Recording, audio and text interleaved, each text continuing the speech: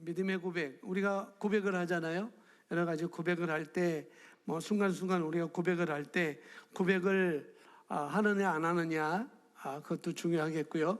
또 그 고백이 육신적이냐 아니면 영적이냐, 그게 육신이냐 영이냐 따라서 그 결과는 우리에게 다르게 다가올 것입니다. 그래서 오늘 나는 고백을 했고, 나는 말씀을 따라 또 말씀을 따라 했다고들 하죠. 그 다음에 믿음을 따라 했다고 하고, 또 하라고 해서 했다고 하고, 그런데 하고 안 하고는 그게 별 문제가 없습니다. 그게 육신적이냐 그게 영이냐 거기에 따라서 달라지는 거거든요. 그래서 오늘 그런 문제입니다. 오늘 그런 문제, 좀 생소한 오늘 말씀입니다. 전혀 한 번도 들어보지 못한 그런 말씀. 이 말씀은 앤드류 오맥 목사님의 복음과 책을 이 땅에 펼치시는 그런 분이 계셔요. 그분이 매월 첫날에 저한테 이메일로 메시지로 이렇게 복음에 대해서, 앤드류 오맥 목사님의 말씀에 대해서 보내주는 분이 계시는데, 그분이 보내준 내용 중에 하나거든요. 그래서 좀 우리가 한번 보도록 하겠습니다. 먼저 로마서 8장 5절부터 우리 보면 되겠습니다. 제가 여기 써놓은 것은 우리 개정 개혁으로 써놨고요. 제가 읽어드리겠습니다. 제가 읽어드린 것은 한글 킹제임스 성경으로 이렇게 써놓은 것을 제가 읽어드리겠습니다. 여러분은 개정성경으로 보시면 되겠고요. 제가 읽어드리겠습니다. 5절 말씀에, 육신을 따르는 사람들은 육신의 일들을 생각하나 성령을 따르는 사람들은 성령의 일들을 생각하느니라. 육신을 따르는 사람들은, 그러니까 한두 사람이 아니라는 거죠. 복수로 써져 있으니까 여러 사람들이 있는데, 그 사람이 육신을 따르고 있느냐, 그 사람이 성령을 따르고 있느냐. 육신을 따르는 사람들은 육신의 일들을 생각할 것이고, 또 성령을 따르는 사람들은 성령의 일들을 생각하게 된다, 생각하느니라 라고 말하고 있습니다. 이것을 마태복음에서 다른 표현으로 우리가 인용한다면은, 선한 사람은 그 쌓은 선에서 선한 것을 낼 수밖에 없고, 악한 사람은 그 쌓은 악에서 악한 것을 낼 수밖에 없다라고, 그 말씀과 함께 우리가 보면은 별반 차이가 없는 말씀인 것 같습니다. 6절에 육신적으로 생각하는 것은 사망이나 영적으로 생각하는 것은 생명과 화평이니라.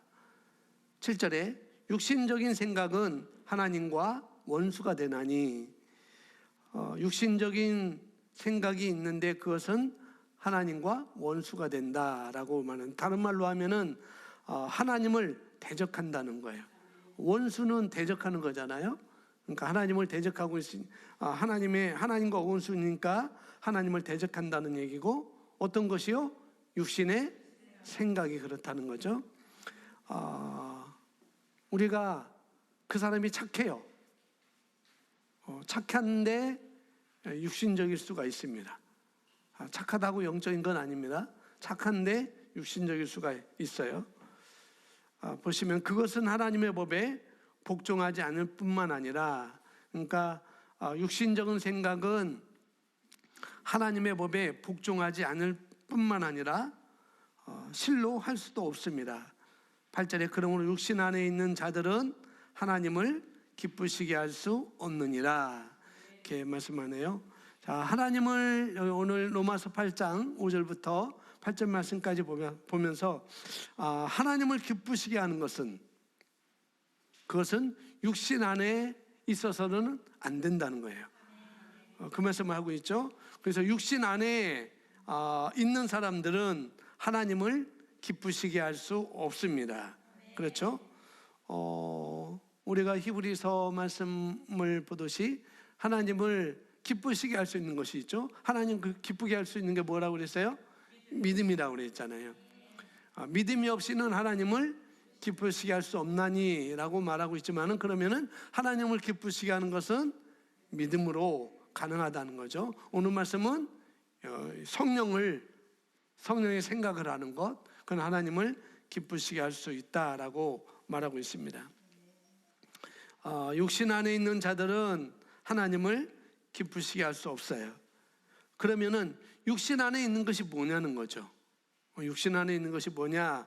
오늘 여기 말씀 그대로 하면은 로마서 오늘 우리가 읽었던 5절 8절까지 문맥을 따라서 우리가 살펴보면은 그런 것입니다. 뭐냐면은 육신을 따르는 것이 육신 안에 있는 거예요. 육신을 따르는 것이 육신 안에 있는 것입니다. 그러면 육신을 따른다는 건 뭐냐? 내가 육신을 따라 살기로 내가 뭐 하는 건가 하면은 내가 결정하는 것입니다. 성령을 따라 살든지 육신을 따라 살든지 그것은 내가 결정하는 것, 우리 각자가 결정하는 것이죠. 그러면 육신을 따르는 것은 뭐냐면은 육신의 생각을 품는 것입니다. 육신 안에 있는 자들은 육신을 따르는 자들이고, 그러면 육신을 따르는 자는 뭐냐면은 육신의 생각을 품는 것, 그것을 말씀을 여기서 하고 있는 것이죠. 그래서 육신을 따르는 자는 육신의 생각, 그러면 영을 따르는 자는 무슨 생각을 해요? 영의 생각을 하겠죠. 어렵지 않죠? 이것은 저와 여러분이 해야 되는 일입니다. 육신을 따를지 성령을 따를지, 이건 우리가 해야 되는 거예요. 이것은 부모가 해줄 수 있는 것이 아닙니다. 얘기는 할 수 있지만은 우리는 각자가 할 수밖에 없는 거라는 거죠. 내가 나만이, 여러분 자신만이 결정할 수 있는 것입니다. 오늘 이 자리에 뭐 10대부터 뭐 많게는 또 60대, 70대 가정에서 이렇게 예배드리는 분들이 있을 거라고 이렇게 생각되어지는데요. 영을 따르면, 성령을 따르면 오늘 말씀에서는 생명이고 화평이다라고 말씀하고 있고, 또 영을 따르면은 그것이 뭐냐면은 하나님의 말씀을 행할 수 있다, 행한다라고 이렇게 말하고 있습니다. 그래서 육신이냐 영이냐, 이걸 우리가 잘 알아야 되겠죠. 자, 마태복음 19장 7절 말씀부터 9절 말씀까지 우리 함께 읽습니다. 시작.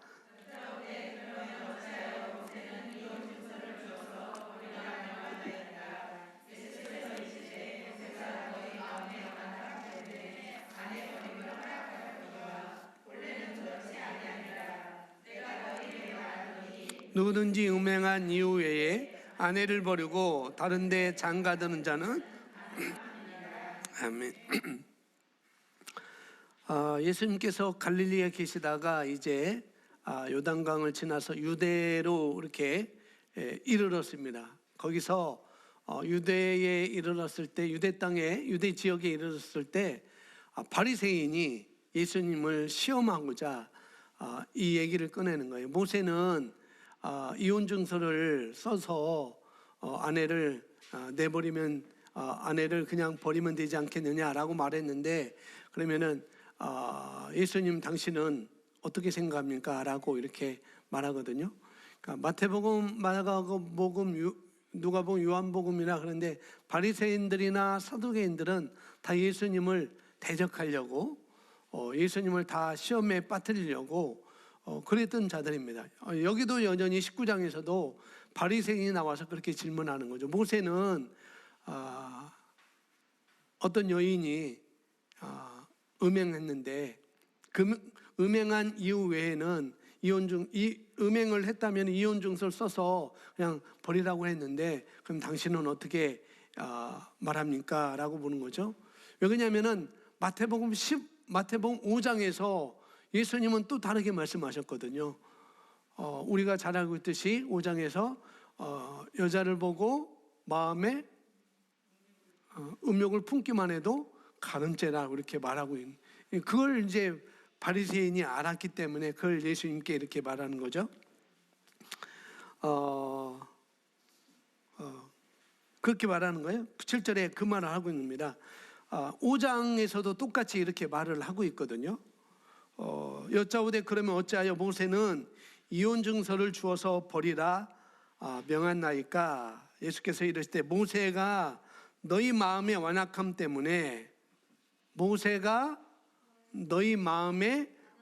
때문에 아내 버림을 허락하였거니와 본래는 그렇지 아니하니라 라고 말해주죠. 그러면서 9절엔 내가 너희에게 말하노니 누구든지 음행한 이유 외에 아내를 버리고 다른 데 장가드는 자는 간음함이니라 라고 말하고 있습니다.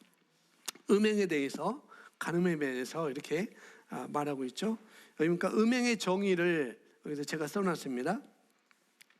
음행의 정의는 다른 사람의 배우자와 불법적인 성관계를 갖는 것이지만 더 넓은 의미로는 어기다 또는 오염시키다라는 뜻이 있습니다.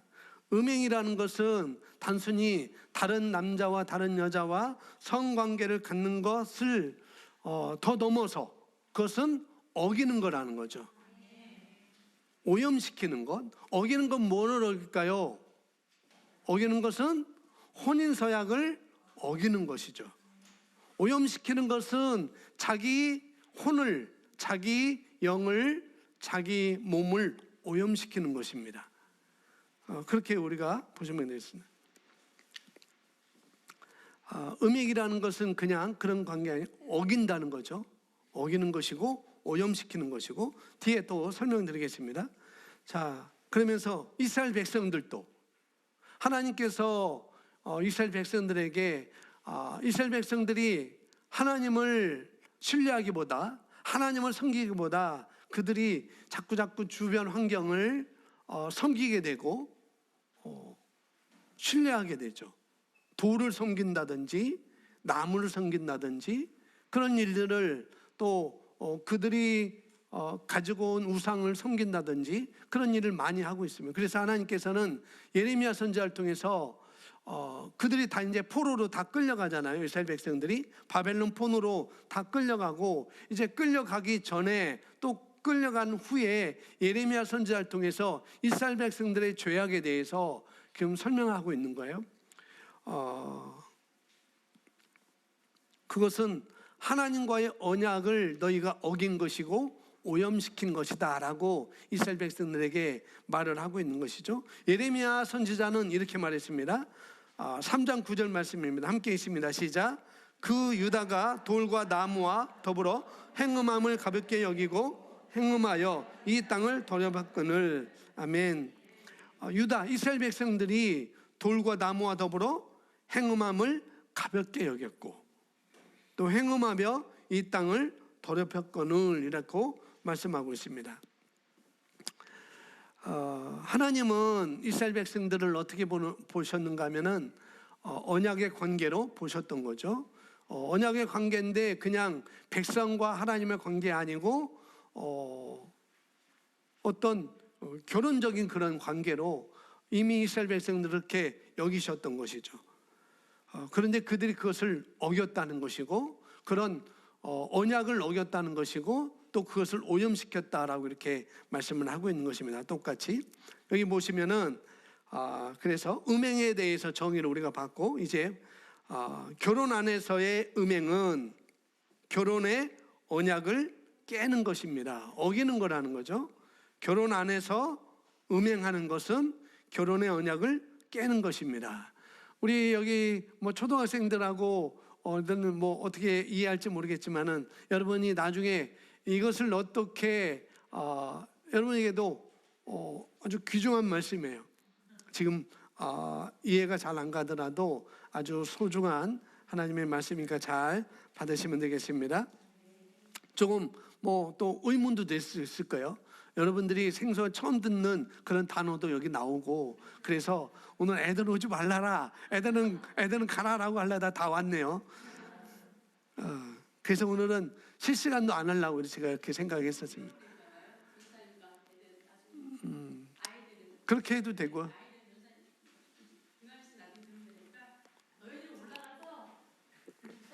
놀아?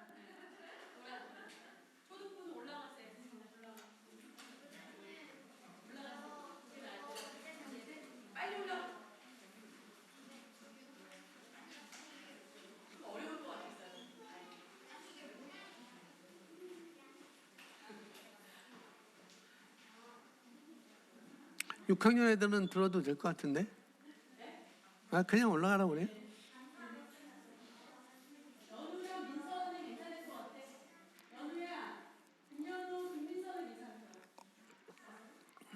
그냥 올라가요.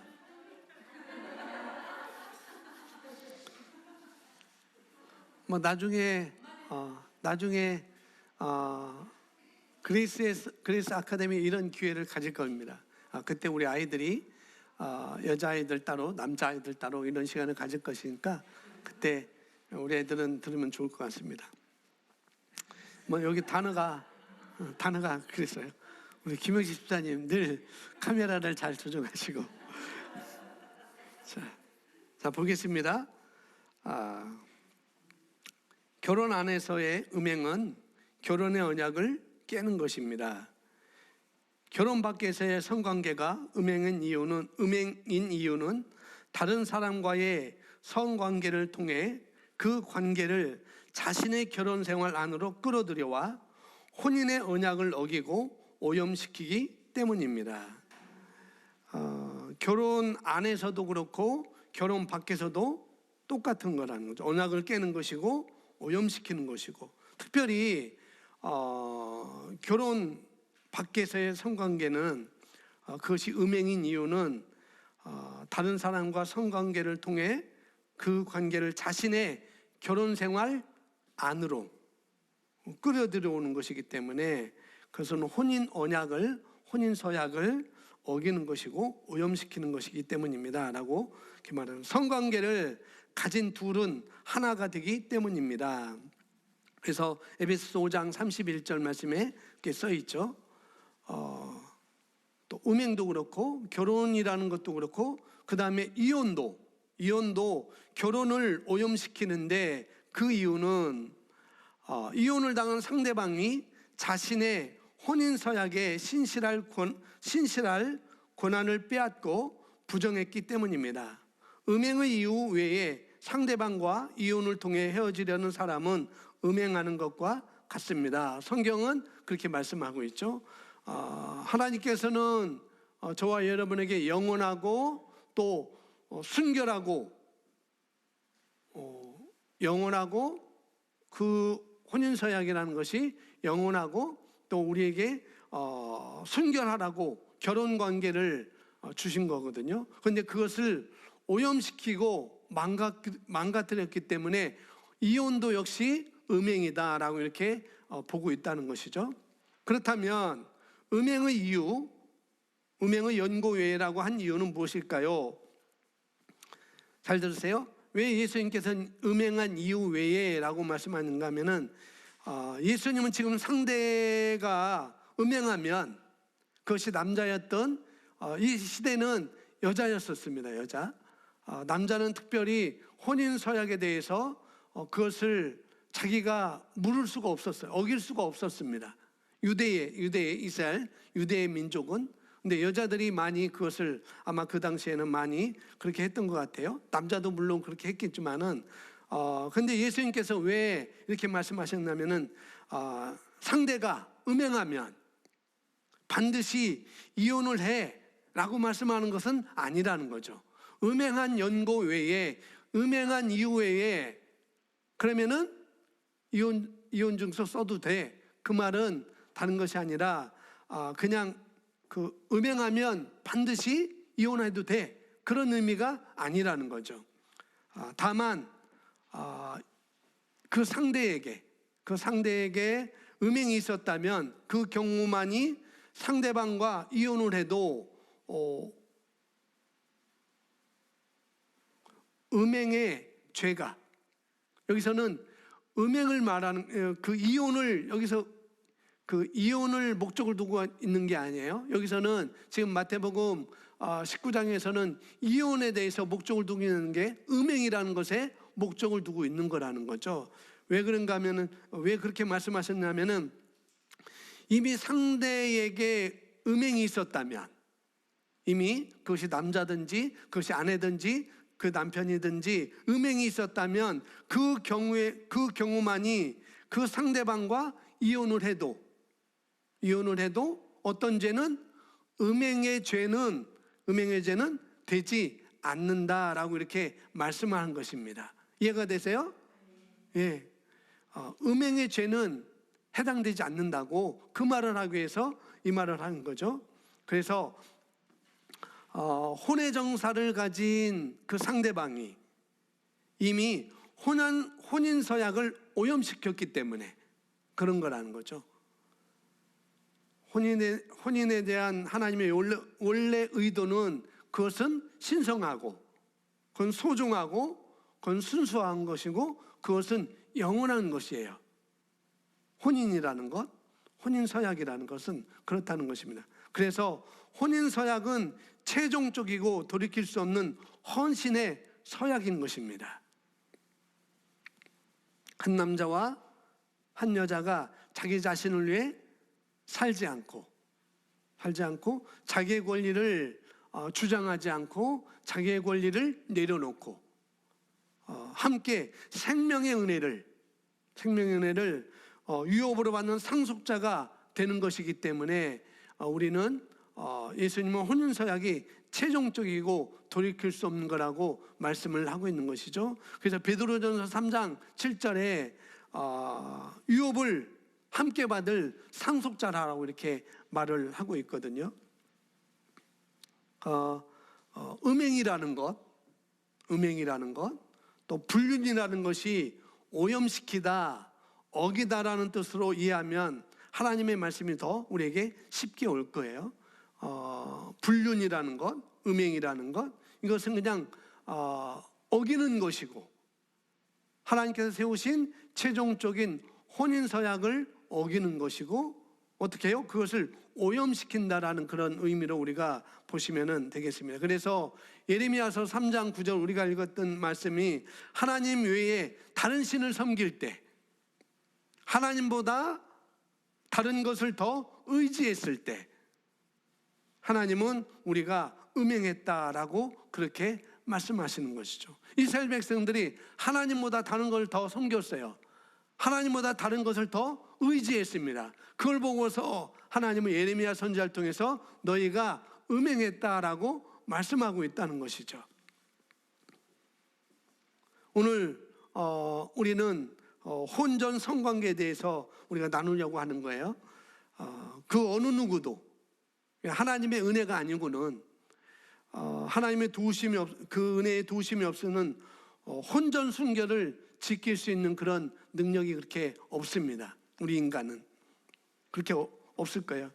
그런 의미에서 순결이라는 것, 순결을 지켰다고 자랑할 일도 아니라는 말씀을 제가 드리는 거예요. 하나님의 은혜가 아니면, 하나님의 도움이 아니면은 이런 것을 우리가 지킬 수 있는 능력이 없을 거라는 거죠. 그래서 나는 순결을 지켰어요라고 말한다 할지라도 그건 자랑할 것이 아니라는 것이죠. 왜? 하나님의 은혜였고 하나님의 도우심이 있었기 때문에 그렇게 우리가 봐야 된다는 거죠. 그러나 혼전 순결을 귀하게 생각하고 우리 청년들 그 혼전 순결을 귀하게 생각하고 지켜오신 분들, 또 결혼하신 분들도 결혼하기 전에 지금 남편과 지금 아내와 결혼하기 전에 그런 순결을 아주 귀하게 생각하고 또 지켜오신 분들은 칭찬받아 또 마땅한 일인 것입니다. 자랑할 것이 아니지만은 또 칭찬 받을 거라는 것이죠. 그렇게 보시면 되겠습니다. 자, 보시면 혼의 정사란 결혼 후에 다른 사람과 성관계를 갖는 것만을 말하지 않습니다. 상대가 누구든 결혼 전에 성관계를 갖는 것도 모두 혼의 정사입니다. 이해가 되십니까? 오늘 말씀을 또 다시 한번 여러분 들으시면 될까요? 혼외정사란 결혼 후에 다른 사람과 성관계를 갖는 것만 말하지 않고 상대가 누구든지 결혼 전에 성관계를 갖는 것도 모두 혼외정사다. 다만 시간차가 있을 뿐이라는 거예요. 시간차가. 자신의 배우자가 아닌 다른 사람과 성관계를 갖는 것은 다 마찬가지라는 거죠. 결혼 전이나 결혼 후나 다 똑같다는 것입니다. 그래서 혼전 관계는, 혼전 이 성관계는 미래 배우자에게 정조를 지키지 않는 것이죠. 우리 청년들이라고 한다면, 또 우리라고 한다면. 그런데 사람들은 이 성관계를 통해서 일어나는 엄청난 일들을 알지 못하기 때문에 어떻게 하냐면 들키지만 않으면 다행이라고 생각한다는 거죠. 그건 정말 아주 얄팍한 사고방식이에요. 그것이 불륜이든지 그것이 음행이든지 그것이 혼외정사든지 혼전정사든지 성관계든지 들키지만 않으면 다행이다라고 생각하는 것은 아주 개인적인 육신적이라는 거예요. 육신적. 그것은 하나님과 원수가 된다고 말하고 있고, 하나님도 예레미야 3장 9절 말씀에 바로 그것을 말씀하고 있죠.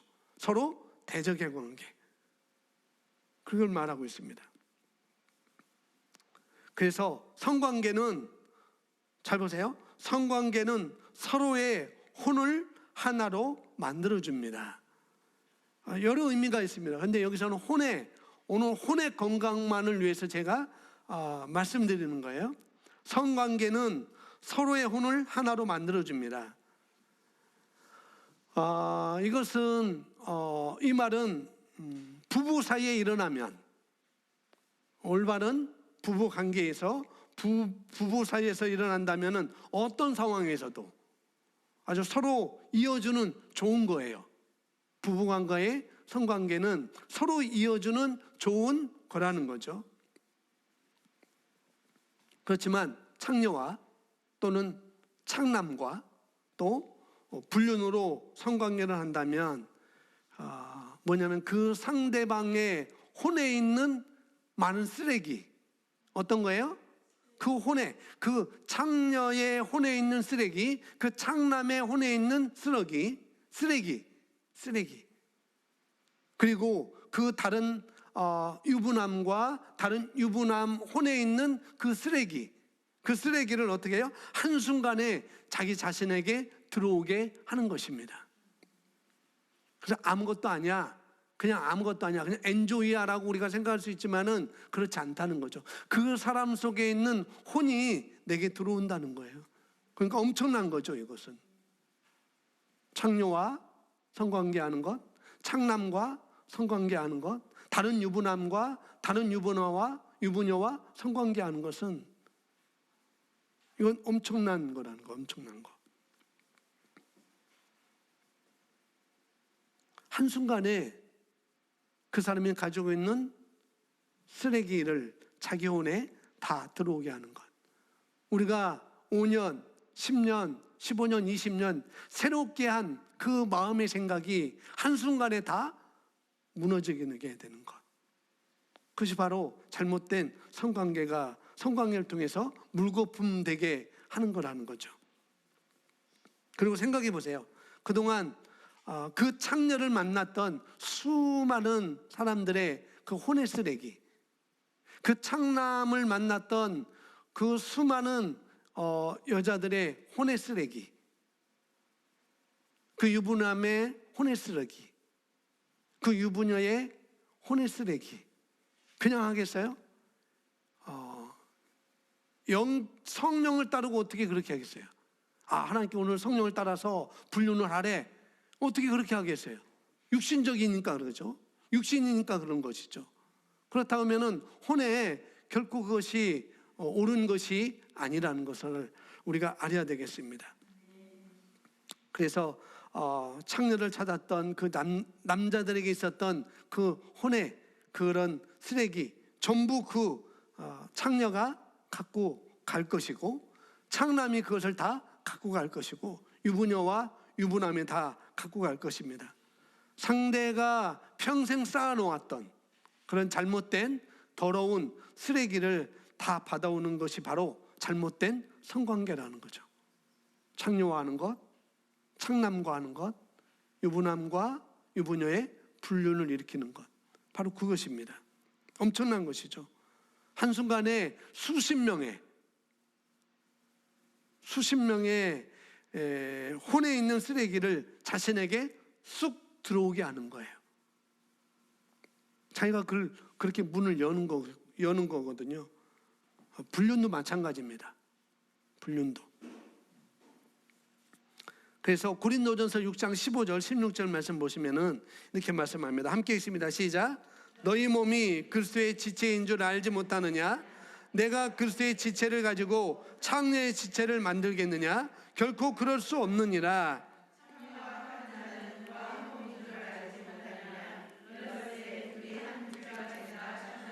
예, 정확하게 사도 바울이 말하고 있죠. 창녀와 성관계하는 것, 창남과 성관계하는 것은 아무런 의미가 없다고 그렇게 생각하지만은 여기서는 정확하게 사도 바울이 말하고 있습니다. 창녀와 합하는 자는, 내지는 창남과 합하는 자는 그와 한 몸인 줄 알지 못하느냐? 일러스되 둘이 한 육체가 된다 하셨나니라고 말씀하고 있어요. 그 상대가 창녀이든 또는 창남이든 또 아니라고 또 창남과 창녀가 아니더라도 문제는 크다는 거죠.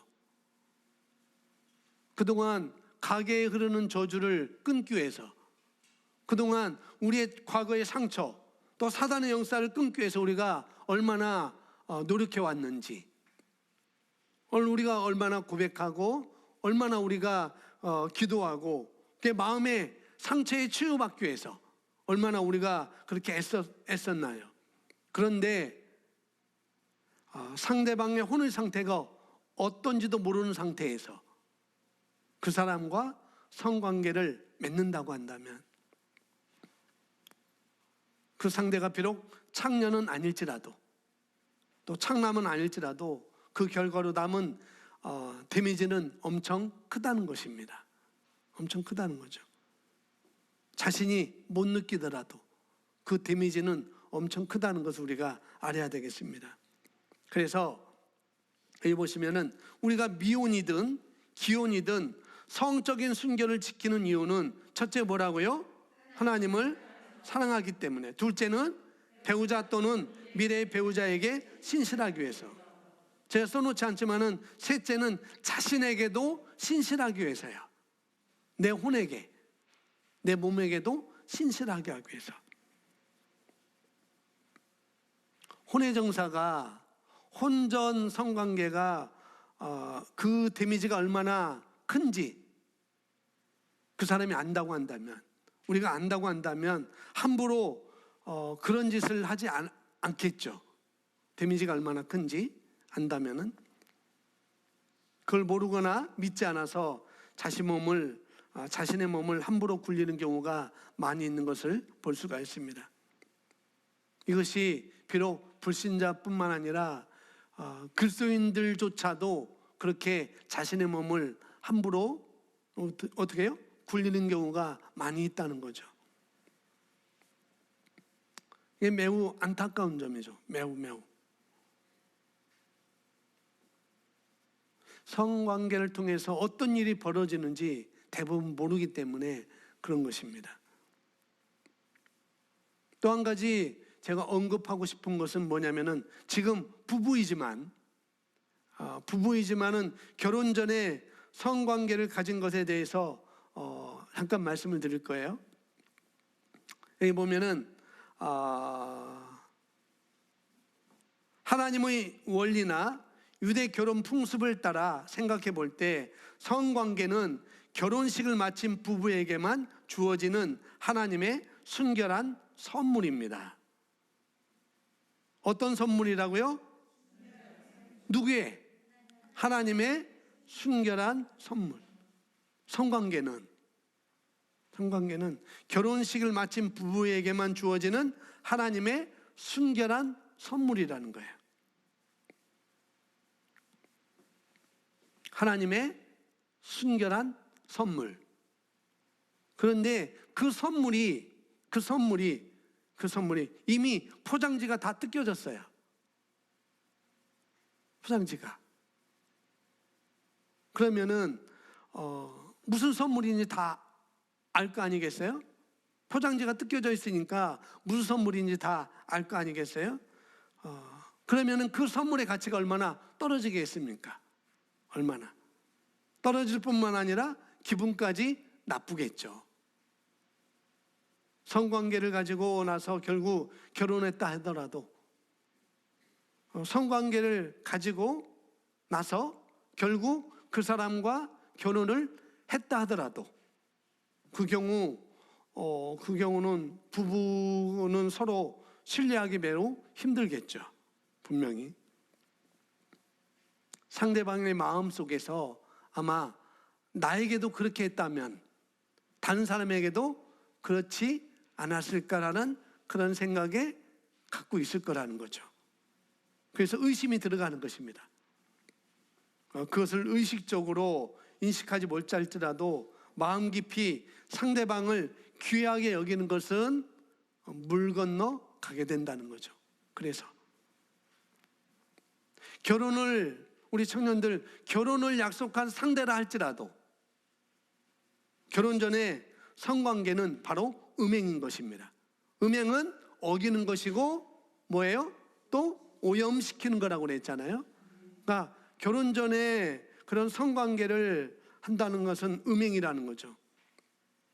목사님, 그 사람과 결혼할 건데요, 설령 결혼해서 그 꼴이나 했다 할지라도 우리가 그걸 사랑이라고 이렇게 여길 수 있지만은 그러나 그것조차도 성경은 사랑이 아니라 음행이라고 이렇게 말씀하고 있는 거예요. 무슨 이유가 있어서 결혼 전에 결혼할 사람이라고 성관계를 가졌다 할지라도 무슨 이유에 있어서 무슨 일로 인하여서 결혼을 꼬려나지 못하는 경우도 있을 거 아니겠어요?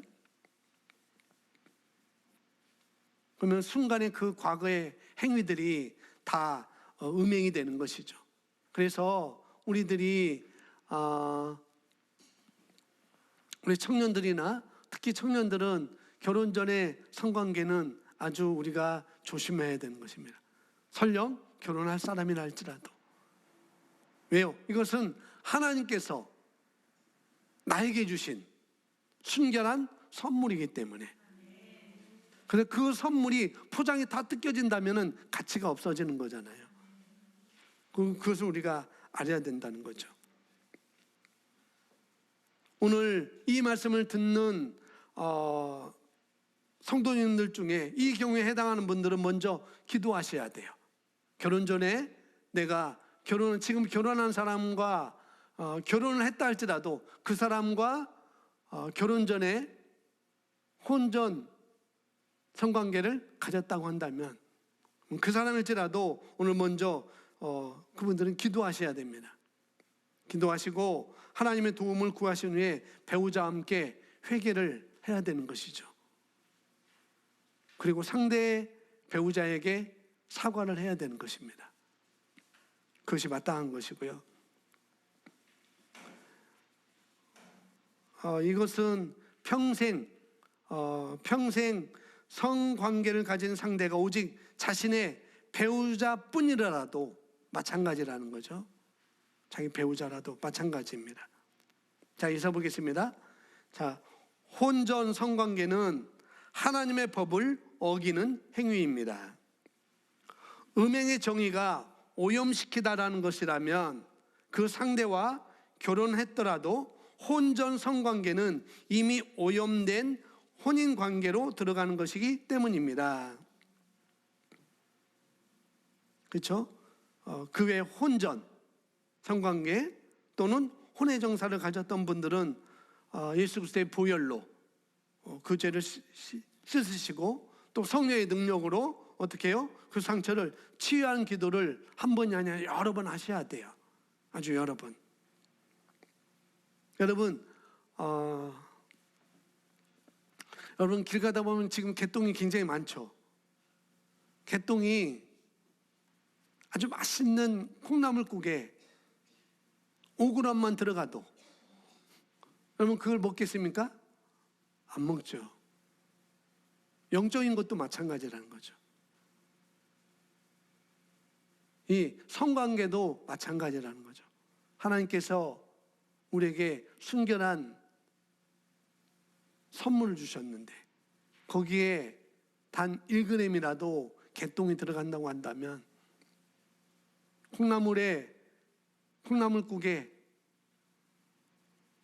1g에 2g의 개똥이 들어간다면 그걸 먹을 사람이 없는 것처럼 바로 영적인 것도 마찬가지라는 거죠. 썩은 물이 컵에 썩은 물이 2방울 떨어졌는데 그것을 깨끗한 물이라고 보는 사람은 없습니다. 그렇죠? 다 더러운 물이라고 그렇게 하죠. 그리고 그걸 마시지도 않습니다. 버립니다. 여기 미혼이신 분들 이걸 듣고 있다고 한다면 어차피 결혼할 건데 뭐라고 생각하지 마시고 어차피 결혼할 거라면 결혼한 날까지 기다리는 것입니다. 아시겠죠? 재혼도 마찬가지예요. 재혼도 이미 재혼도 마찬가지예요. 똑같습니다. 재혼을 하는데 정식 재혼이 아닌 경우가 많아요. 그냥 부부의 그런 서약을 하지 않고 또 그것을 신고하지 않고 그냥 너나 나나 그냥 재혼으로 그냥 함께 그냥 한 집에서 살자, 몸뚱아리 같이 살자. 이것은 정식적인 재혼이 아닌 거예요.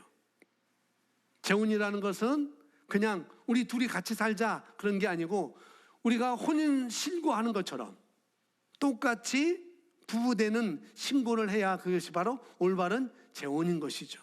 그렇지 않고 그냥 둘이 함께 산다. 그것은 부부의 관계가 성립되지 않는 것입니다.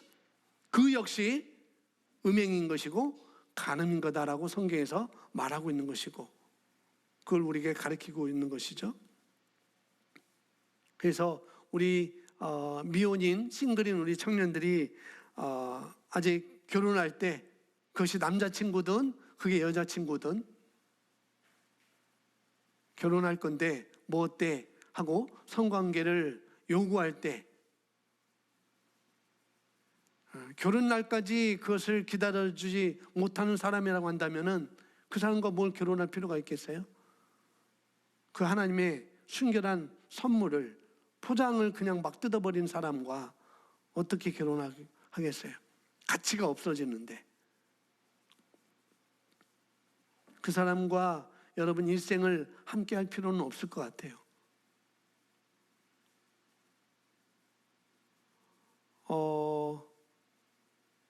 음행, 그 다음에 혼전 성관계, 혼외 성관계, 그걸 지금 우리가 배우고 있고요. 또 이혼 그런 것들을 배우고 있고 또 하나는 뭐냐면은 부부 간의 성관계. 이혼하지 않았어요. 부부 관계예요. 근데 부부 간의 성관계 문제가 많은 이유. 왜 부부인데 성관계 문제가 많을까?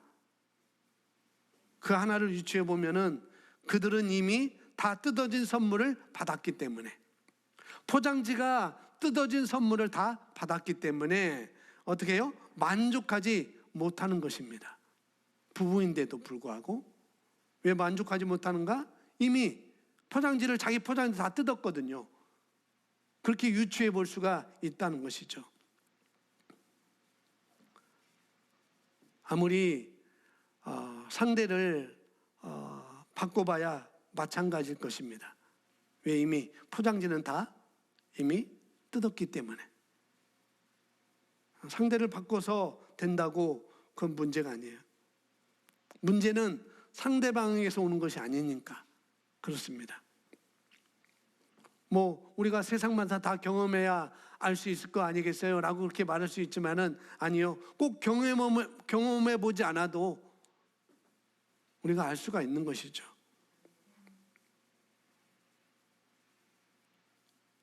세상만사 우리가 경험해 보지 않아도 돌아가는 뭐랄까요? 돌아가는 꼴을 보면은 우리가 깨달을 수 있어요. 알 수 있어요.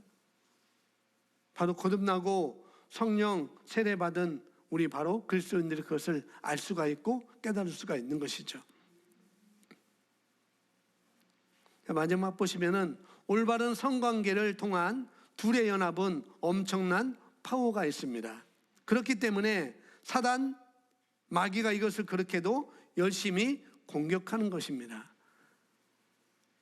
이 둘이 연합이 된다는 것, 하나가 된다는 것, 이걸 엄청난 파워가 있다는 거죠. 이걸 알기 때문에 사단이 자꾸 그 사람에게 들어와서 그것을 파괴시키려고 하고 그것을 어기게 하려고 하고 그것을 오염시키려고 하는 거예요.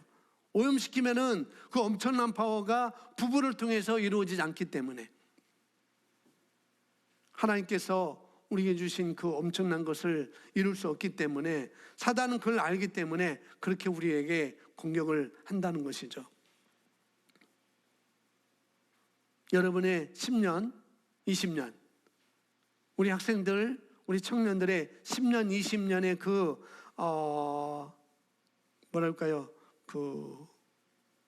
새롭게 한 생각. 하나님이 주신 선물, 이 순결의 선물 잘 지키자. 잘 지키자. 이 생각이 한순간에 물거품 되는 것이 바로 혼의 정사인 것이고 혼전 성관계인 것입니다. 결혼 전에 성관계하는 것, 결혼 후에도 성관계하는 것. 그냥 남몰래 누리는, 남편 몰래 누리는, 또 아내 몰래 누리는 그런 즐거움이 아니라, 또 우리 가족이 모르는 그런 누리는 즐거움이 아니라 그것은 지옥문이 열리는 고통의 시작이라는 걸 우리가 아셔야 되겠습니다. 지금 방송에서는 낙태법 개정 법안이 된다고 지금 난리잖아요. 그러면은 문제는 더 커지게 되는 것이죠. 이 부분에서는 다음에 또 낙태에 대한 것은 다음에 더 제가 말씀을 드릴 수 있겠지만은 이것이 낙태법이 괜찮다, 낙태해도 된다, 이게 합법화되면은 이제는 더 이 성문란은 더 만연해질 것입니다. 학생들도 그렇고 유부남, 유부녀도 마찬가지고. 왜? 간통죄도 지금 없어지는데요. 없어졌죠? 낙태법도 없어지는데. 아기 가질까봐 염려하는데, 아기 가지면 그냥 임신하면 그냥 없애버리면 끝나는 거예요. 아무 병원 가서 다 수술해 주게 됩니다. 이게 무서운 거라는 거죠. 이것은 아마 다음 시간이나 다음 시간에 제가 설명을 드리겠지만은 지금 굉장히 위험스러운 그런 것으로 지금 가고 있죠. 정작 그걸 운동하는 그분들은 그렇게 자기 몸을 내던질까? 아니요. 그렇게 내던지지 않습니다. 자기를 그렇게 잘 지켜요. 그래서 남을 위한다는 그것으로 인하여서 그렇게 하는 것이죠. 자기 자식이 그렇게 한다면은 난리 칠 거려 아마. 자, 에베소서 5장 8절 말씀 우리 함께 읽습니다. 시작.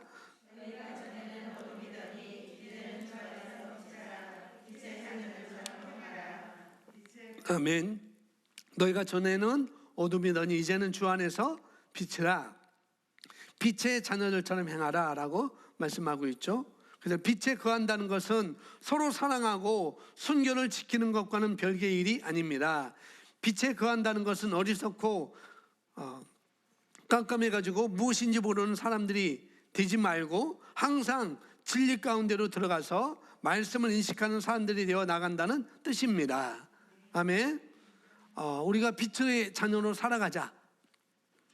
그렇게 하기 위해서는 먼저 인식해야 될 것은, 가장 먼저 우리가 인식해야 될 것은 말씀을 내가 적용하는 것입니다. 하나님은 우리에게 이런 걸 주셨구나. 고린도전서 6장에서 우리가 말씀 봤듯이, 또 예레미야서 3장 9절에서 우리가 봤듯이, 이것은 하나님과의 관계에서 어기는 것이고 하나님과의 관계를 오염시키는 것이구나. 예수 그리스도가 저와 여러분의 신랑이 되고 우리가 신부가 되는데, 거기에 예수 그리스도보다 더 섬기는 것, 더 의지하는 것이 들어오면 그것이 바로 음행인 것이고, 그것이 바로 어기는 것이고, 그것이 바로 오염시키는 거라고 말씀하고 있는 것이고, 이것을 우리 생활에, 실생활에, 부부지간에, 또 우리 결혼 전에 있는 사람들이나 결혼하고서도 성관계에 대해서 우리가 어떻게 해야 되는지 오늘 말씀을 통해서 우리가 잘 봤습니다. 먼저는 우리가 말씀을 잘 인식하는 것입니다. 그리고 믿음으로 살아가는 거예요. 그리고 성령의 능력으로 우리가 살아가는 것입니다. 하나님은 우리의 과거를 용서하시고 우리를 흠없고 순결한 신부로 우리를 보고 계셔요. 아멘. 제가 오늘 말씀드린 것은 우리 혼의 건강에 관한 것입니다. 혼의 건강, 어떤 생각을 우리가 가져야 되고 살아가야 될 것인지, 성적으로 문란한 과거를 가지고 계신다고 한다면 십자가의 보혈과 부활의 능력으로, 성령의 능력으로 인식하시고 그렇게 살아가시면 되겠습니다. 아멘.